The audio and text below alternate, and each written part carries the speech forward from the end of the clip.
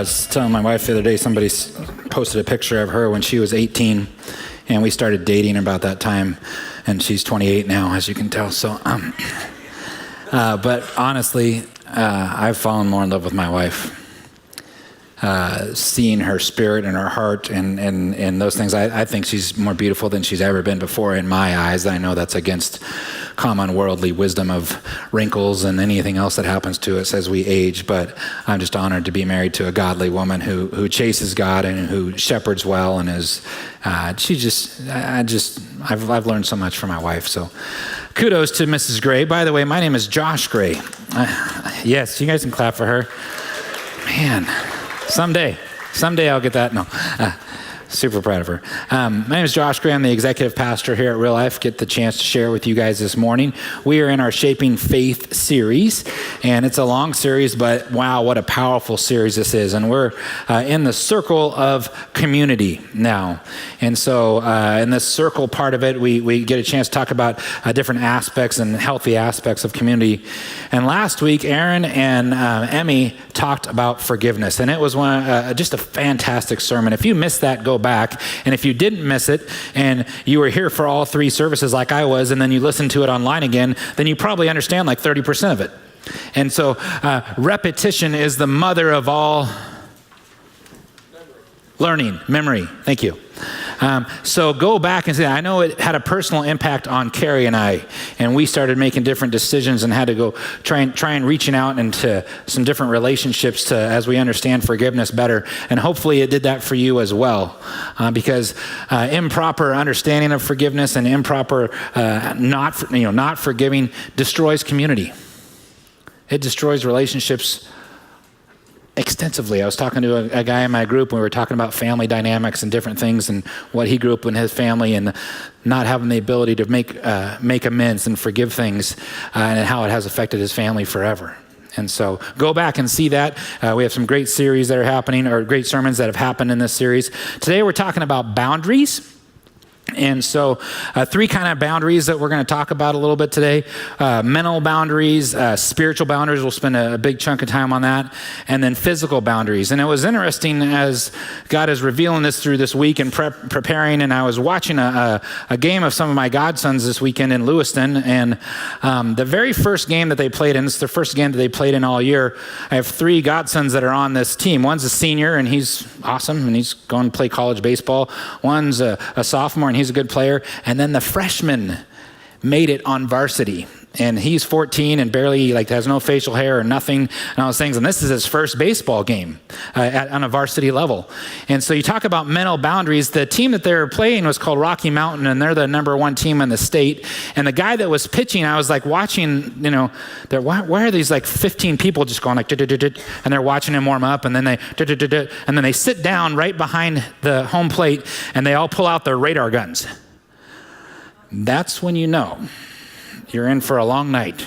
When you have 15 major league scouts there with radar guns to watch this guy who's pitching. And so he's pitching, and Tyson is playing right field or left field, and he's batting eighth, and he's 14, and probably never seen anything over 75 miles an hour in his life in regards to that pitching-wise or hitting-wise. And his big brother gets up there and strikes out, and his next big brother gets up there and strikes out, and so do, I think, 6 of the previous 7 batters before he gets up there. And welcome to your first at-bat. So what do you think his mental state of mind was seeing 6 people strike out, and one guy hit a really long two-hopper to the pitcher on accident? What do you think his mental mindset was when he got up there? And so he went up there and took his 3 pitches and then came back to the dugout, and his eyes were like... So we have mental boundaries and mental barriers that happen in our life, and that we have to work through and understand those things. And what does this look like in sports and all those things? The other thing we have is we have physical boundaries. And so I'll share with you a personal story about physical boundary. And this has a lot to do with letting your yes be yes and your no be no, but understanding what you're getting into. Has anybody ever heard of a Spartan race? Yeah, I know you did, Jason. Okay. All right. Anybody heard of a Spartan race? Okay, so there's these 3 races that you can do in the Spartan race world. And there's the first one's called a sprint. It's 3 to 5 miles. It has 15 to 20 obstacles. You could probably go out and do that today. You might be in a little bit of pain, but you could probably finish it, right? Just jumping off the streets here. But you should train for something like that. And then the next one is called a super, and it's 8 to 10 miles, and it's got, I think, 25 to 25 obstacles-ish in there. And these obstacles are like monkey bars to ropes, and then there's like a rope climb where you climb up this rope. You know how you do. You just climb up this rope and, hit the bell. Super easy. And, you're carrying an Atlas ball and put it on this thing. There's a lot of physical things, and that's like 8 to 10 miles. And then there's this one called the Beast, which is 10 to 13 miles, like 35 obstacles. And I've never, in my lifetime, ran 5 miles on purpose at one time. So let's see this picture. Let me show you these mean individuals here. The guy on the left is my brother-in-law, Kevin. He started this mess. He called me up and is like, hey, Josh, let's do this brother-in-law thing. We'll go do these Spartan races together. It'll be fun. Kevin's about 4 or 5 years younger than me. And this is my brother-in-law, Mike. He's about 9 years younger than me and in shape. And I'm totally sucking in my stomach in this picture, just so you know. I'm just like just to show that I have some sort of physical state. What I never noticed about this picture is you see in the back right there, it says Big Fork Ambulance. So a couple things you need to know about Big Fork, Montana. Not a real flat area. It's kind of tucked up against a mountain. And so when you think about running like a half marathon or 10 to 13 miles or whatever it is, you're usually not doing that like this on the side of a mountain, up and down and left and right and up and down and left and right on the side of a mountain. So the smart person, if you were going to dive in and do a Spartan race, which one would you start with? The little one. Guess which one I started with? The Beast. Are you wearing your Beast shirt right now? Come here. Let me show you guys what. No, come up here real quick, Jason. Hurry. We're on time. I got the same t-shirt. Look at this. 2015 Beast. I got a 2016. Thank you. Yeah, you get a t-shirt for this event. It's really worth it. So let's fast forward. I know this isn't about, but physical boundaries. Let your yes be yes, your no be no. Okay. So I'm sitting in the starting block. You're kind of excited, jacked up about this. I mildly trained for this, which was a problem. And so I'm standing next to this guy. He's like, yeah, I just did the Seattle one 3 weeks ago, the super. I'm excited. This is my trifecta. If you do all 3 in 1 year, you get 3 medals and they fit together. It's really cool.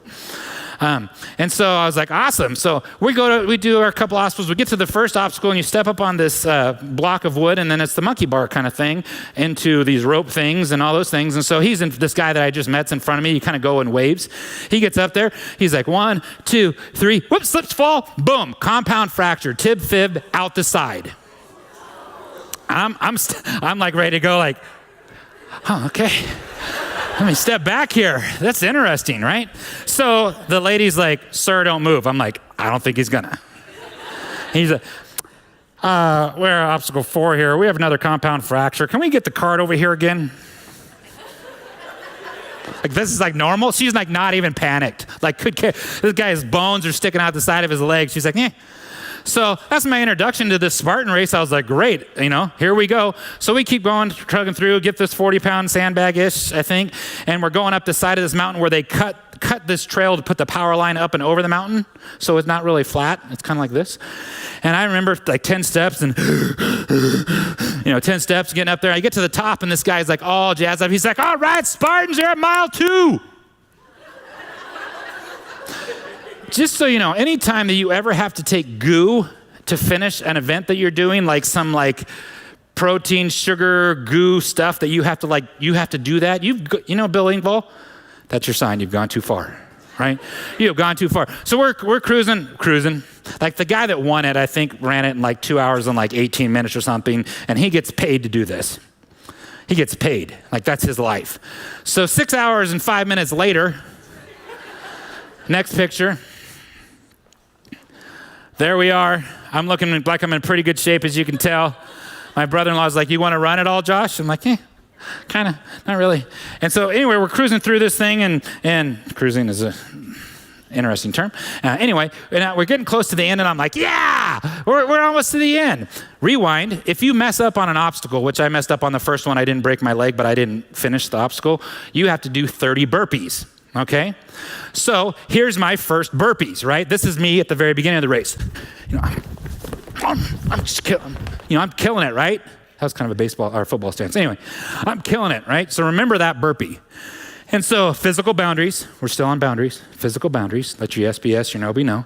Okay, so we're finishing up and we're coming up and I hear like the celebration and there's all these people hanging out doing all this cool stuff. And you're like, yeah, we're almost there. And like coming up and I'm cruising up this hill and I'm cruising down. I'm like, we're going to the finish line. Like you don't really know where you're at or what's going on. And all of a sudden these guys are coming back up this same mountain that I'm coming down. I can see them as we're passing and they're carrying 5-gallon buckets of gravel.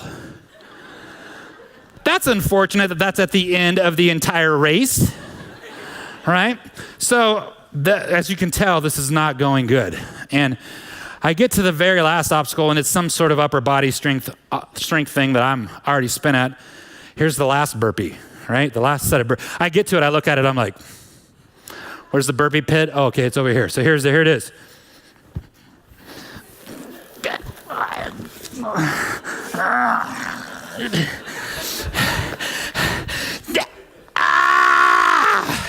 One. Right? Okay, so as you think about physical boundaries, I remember when I first got there, I was like, look at these guys, they're like hosing off and cleaning off over there, and the ripped guys have their shirts off and stuff, and I'm like, I'm never remotely taking my shirt off. You know why I couldn't take my shirt off? I physically couldn't take my shirt off. Like that was no doubt, you're not gonna do that. I physically couldn't take my shoes off. All right, finishing up the story. Whew, making me tired, think about it. Physical boundaries, people, physical boundaries. So we get back to the house we're renting, and my wife, she's like, well, we got to roll out your muscles a little bit. What should you do if you probably need some hydration, right? So I drank 2 32-ounce Gatorades. And if my wife like touched my body with like to try and roll anything out, I was screaming in pain like a little girl. Ah! Right, just dying.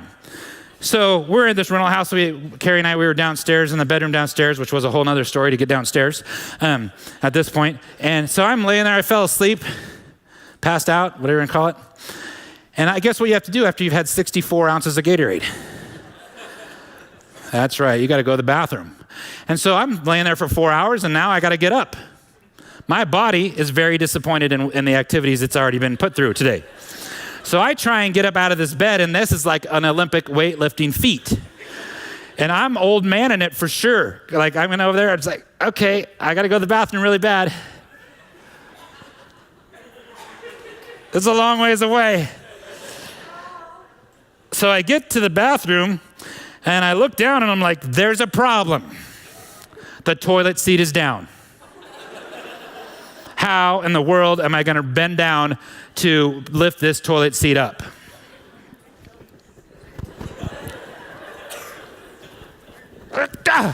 Get the toilet seat up and now my legs are jello.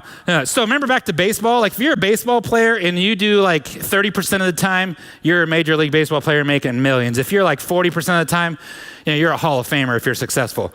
If you're trying to go to the bathroom in a toilet and you only make 40% of it,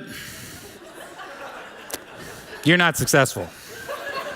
My hands are on the wall and I'm shaking and everything. It was bad news. So what's the moral of that story? Let your yes be yes and your no be no, and don't listen to your brother-in-laws.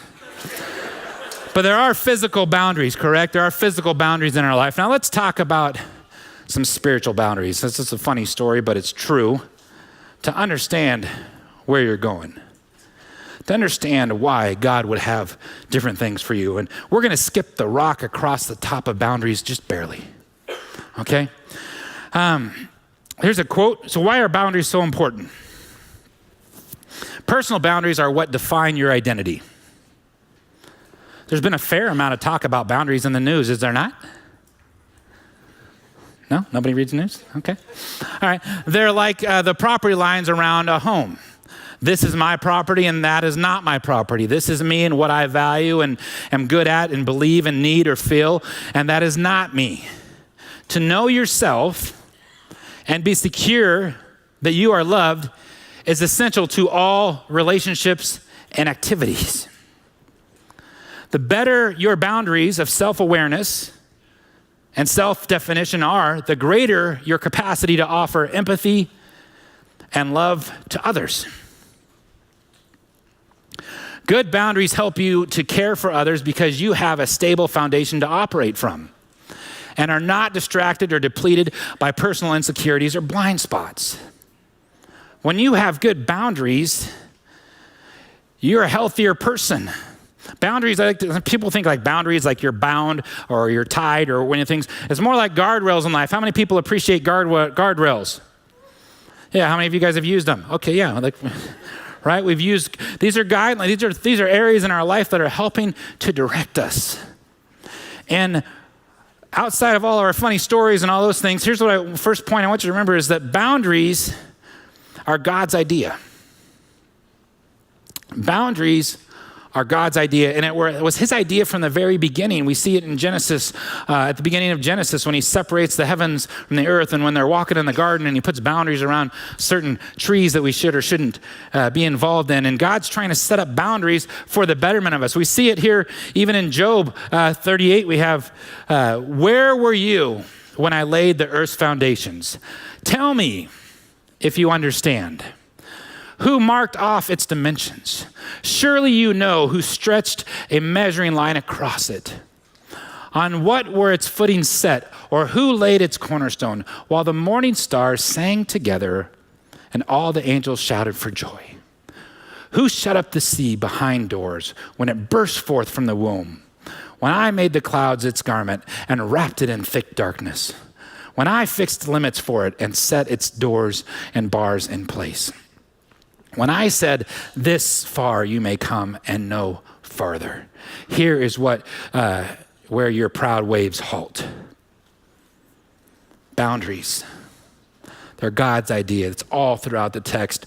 It's laden with that. And to understand God's boundaries is what helps you understand your identity. So boundaries, point number 2, boundaries help us set rules that we're going to live by. And again, we're skipping a rock across the top of boundaries, and hopefully we'll do some classes and different things for us to dive in depth. But it is your identity. It's why they're so important. You know, God spent a little bit of time here in Exodus 20 giving us some basic boundaries. He said, and God spoke all these words, I am the Lord your God, who brought you out of Egypt and out of the land of slavery. You shall have no other gods before me. Don't have any other gods before me. Well, why? Because this God in heaven who creates godly boundaries knows what's best for you. And if you're distracted listening to other stuff and worshiping other things, you're missing what he has for you. Point 2, he says, you shall not make for yourself an image in the form of anything in heaven above or earth beneath or in the waters below. You shall not bow down to them or worship them. For I, the Lord your God, am a jealous God, punishing the children for the sin of their parents to the 3rd and 4th generation of those who hate me, but showing love to 1,000 generations of those who love me and keep my commandments. Boundaries. What's God's love language? Obedience. To hear him. And why does he want us to obey him? Is he trying to mess you up? No. He loves you. Boundaries are from somebody who loves you. You should not misuse the name of the Lord your God, for the Lord will not hold anyone guiltless who misuses his name. When we baptized 16 people here on Friday, 16 people set up a boundary in their life of what they were going to believe. We asked them that question. Do you believe that Jesus Christ is the Son of the living God? Yes. Are you going to, by being in this tub today, are you promising and declaring to everyone here that you're going to try and follow him the best you can for the rest of your life? Yes. Great. Well, since you're making those boundaries, we're going to cement it in baptism, and all these folks are going to, in community, we're going to help you walk that walk. So when you accept the Lord, we didn't give him a t-shirt. The Lord gives you his name. And what kind of name do we want outside of these walls as you're walking around as a Christian? Someone who has healthy boundaries will give God a good name. Somebody who doesn't have healthy boundaries will give God a black eye for a fight he was never in.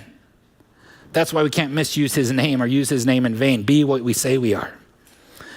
Number 4, remember the Sabbath day by keeping it holy. 6 days you shall labor and do all the work, but the 7th day is a Sabbath to the Lord your God. On it you shall not do any work, neither you, nor your son, nor your daughter, nor your male or female servant, nor your animals, nor any foreigner residing in your towns. For in 6 days the Lord made the heaven and the earth, the sea, and all that's in them, but he rested on the 7th day. Therefore the Lord blessed the Sabbath day and make it holy. Why does he put a boundary and force us to rest? Because he knows that a healthy version of you models rest. And what can you do in your rest? You can reflect. And what could you possibly reflect on?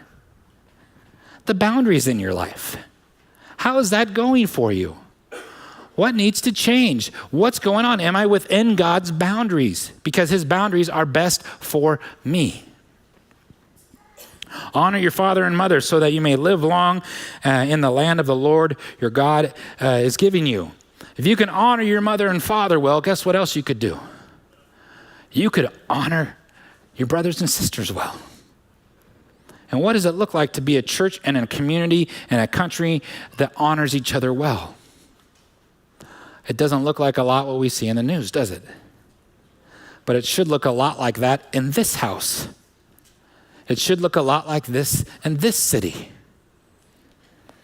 You shall not murder. That kind of messes up community, right? You shall not commit adultery. That messes up community. My dad's not a Christian. He told me 2 things, though. He said, Josh, never mess with anybody's wife and never mess with anybody's money, because those 2 things will get you killed. Al Gray. Right? I'm like, all right, Dad, you're my dad. That's a pretty good boundary. Sounds good. I'm going to hold those. I'm going to steal, right? How about you shall not steal? I don't know why the Lord planned this way this week, but my son got his car broken into this week. Somebody went through our street and broke into a bunch of cars and stole stuff. They stole his school backpack, which he was devastated about. Bummer. But they stole his baseball bag. And if you know anything about baseball, like your mitt is part of who you are. Like you've spent time loving that mitt and molding it. It is part of who you actually are. And his helmet and his batting gloves and his cleats and all those things. And those things, fortunately, we're able to replace those things. But like there's a violation that occurred. And it's not so much about the stuff, it's about a broken boundary. Does that make sense? Boundaries. You shall not give false testimony against your neighbor. This is slander. What are you supposed to do if you're at odds with your neighbor? You're supposed to go talk with them, right? Now that doesn't mean you put yourself in harm's way, but you go talk with them.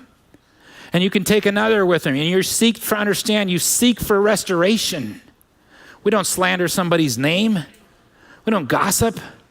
God finds that, and he thought it was so important that we not slander, that he puts it in the 10 Commandments.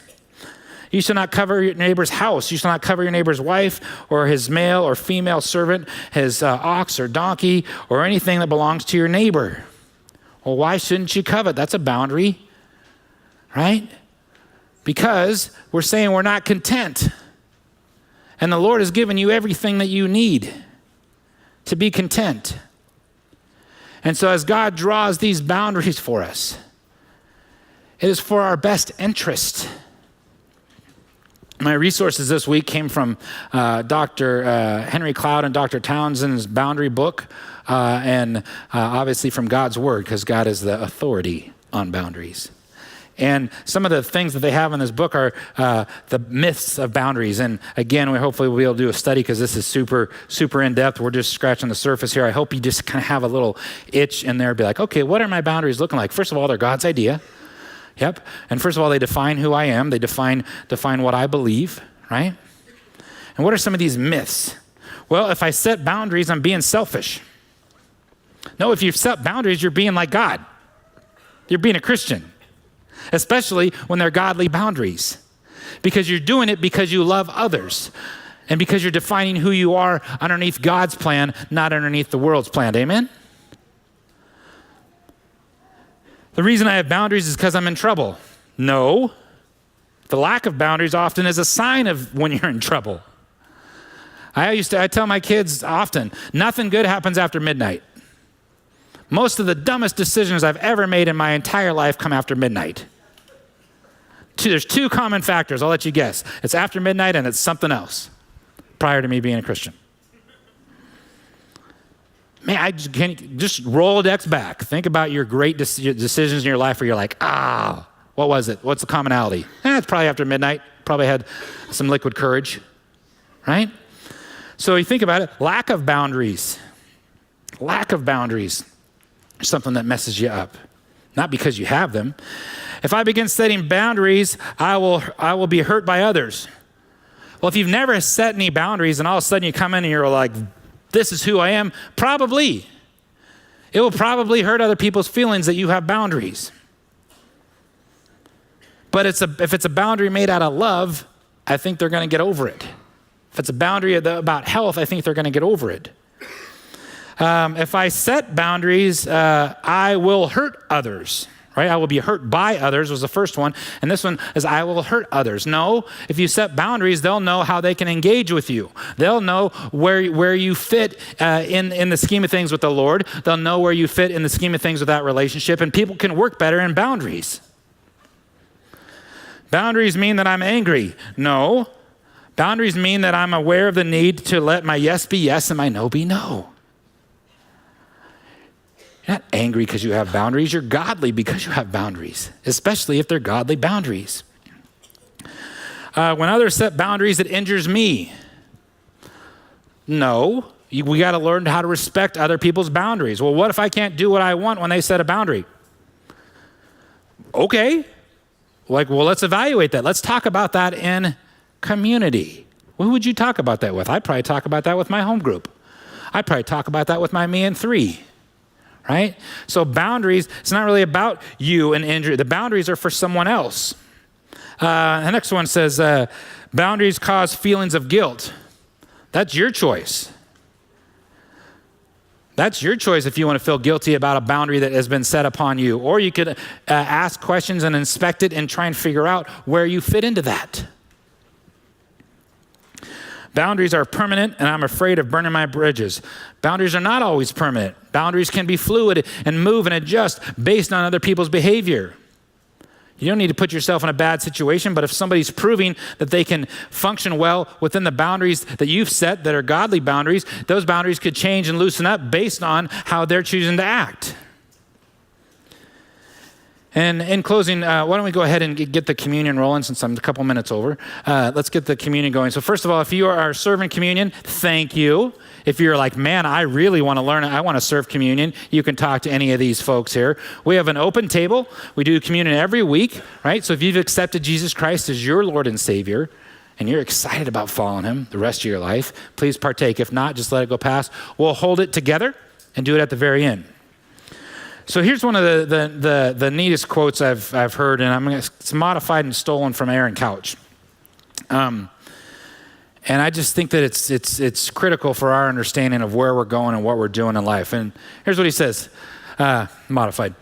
The best thing you can give to your church, your spouse, your children, your extended family, your home group, or your employer is the healthiest version of you possible. And the healthiest version of you possible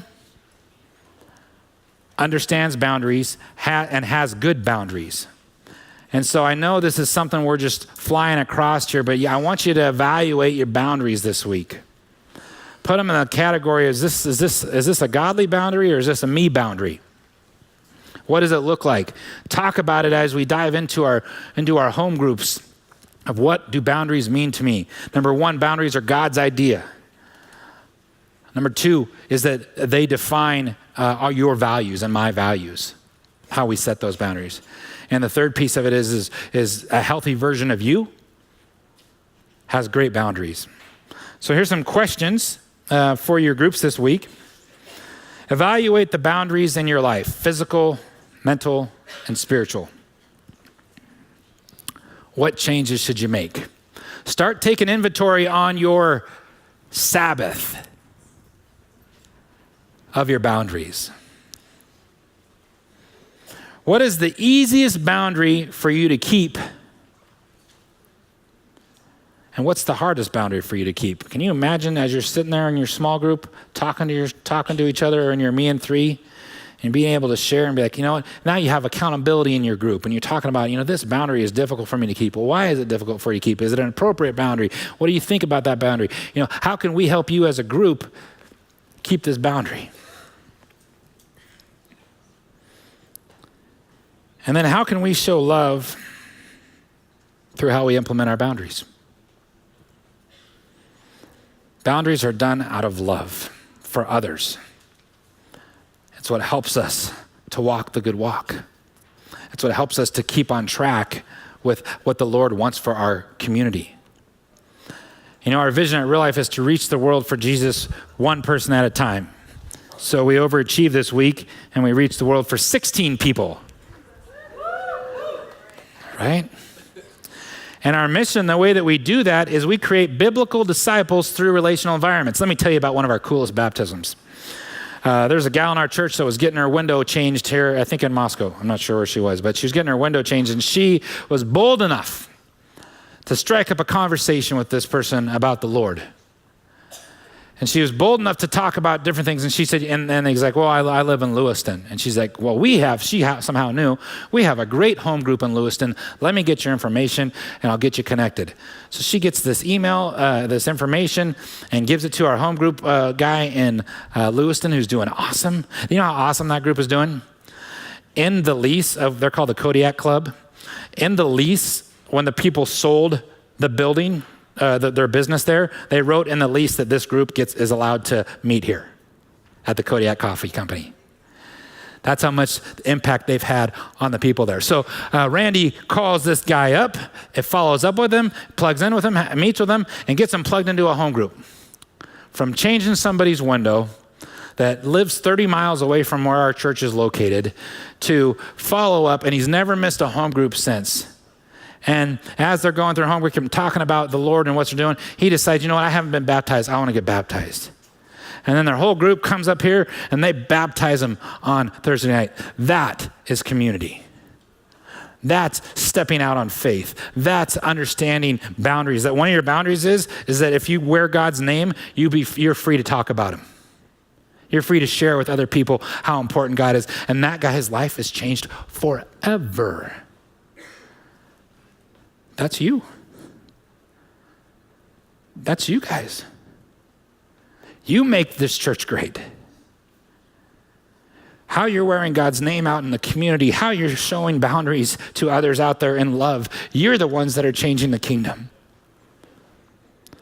I'm honored to be a part of it. Talk about boundaries. The Lord set a pretty good boundary, didn't he? He's sitting there with his disciples, with his guys. And he says, here's the deal. I'm going to do this for us. I'm going to show you what it looks like to sacrifice. I'm going to show you what it looks like to live for others. And so on that night he was betrayed, he held up the bread. And he took it and he said, take this and eat. This is my body.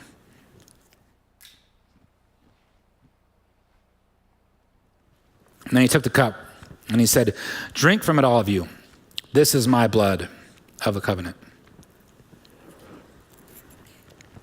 Father in heaven, you are an amazing, gracious Father. Thank you for the way that you love us. Thank you for the way that you've given us a proper understanding of boundaries, and that you give us boundaries because you love us. Because you want what's best for us. I ask that throughout this week, you would reveal those to us as we're walking with you. as we're hearing you, Lord, as we're chasing you, help us to see boundaries well.